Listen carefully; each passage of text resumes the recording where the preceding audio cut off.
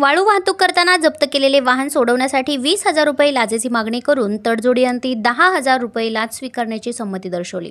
दरम्यान त्यापैकी 5,000 रुपये लाच रक्कम स्वीकारताना महसूल सहाय्यक रंगेहात पकडले। या प्रकरणात नायब तहसीलदाराचा सहभाग असल्याचे पोलिसांनी सांगितले। ही कार्यवाही लाचलुचपत प्रतिबंधक विभाग सोलापूरच्या पथकाने यशस्वी केली। या प्रकरणी प्रकाश विश्वनाथ सगर वय वर्ष 55 नायब तहसीलदार, विवेक विठ्ठल ढेरे वय वर्ष 32 महसूल सहाय्यक यांच्या विरोधात मंगळवेढा पोलीस ठाण्यात गुन्हा दाखल करण्याची प्रक्रिया सुरू आहे। तक्रारदार याचे वाहन वाळू वाहतूक करताना तहसील कार्यालय सांगोला यांनी पकडले होते। त्यानंतर वाहनावर केलेला दंड तक्रारदार याने भरला। याच वेळी वाहन ताब्यात घेण्यासाठी मंगळवेढा उपविभागीय अधिकारी कार्यालय येथे वाहन सोडण्याबाबत अर्ज केला।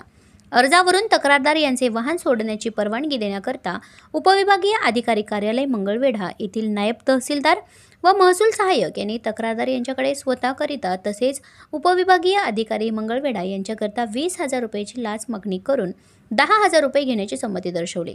त्यानंतरही 5,000 रुपये लाच रक्कम स्वीकारताना विवेक ढेरे यांना रंगेहात पकडले। ही कारवाई पर्यवेक्षण अधिकारी गणेश कुंभार यांच्या मार्गदर्शनाखाली पोलीस निरीक्षक उमाकांत महाडिक, पोलीस अंमलदार अतुल घाडगे, सलीम मुल्ला, स्वामीराव जाधव, राहुल गायकवाड यांनी यशस्वी पार पाडली।